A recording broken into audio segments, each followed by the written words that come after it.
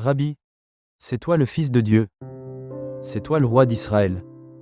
Alléluia. Évangile de Jésus-Christ selon saint Matthieu. Jésus avait nourri la foule dans le désert. Aussitôt il obligea les disciples à monter dans la barque, et à le précéder sur l'autre rive, pendant qu'il renverrait les foules. Quand il les eut renvoyés, il gravit la montagne, à l'écart, pour prier. Le soir venu, il était là, seul.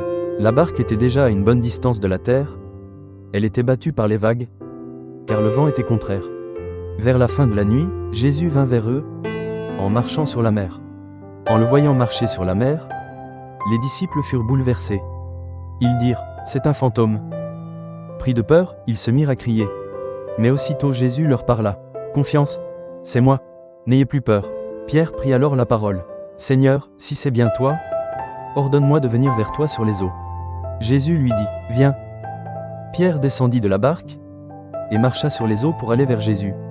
Mais, voyant la force du vent, il eut peur, et, comme il commençait à enfoncer, il cria, « Seigneur, sauve-moi ». Aussitôt, Jésus étendit la main, le saisit, et lui dit, « Homme de peu de foi, pourquoi as-tu douté ?» Et quand ils furent montés dans la barque, le vent tomba.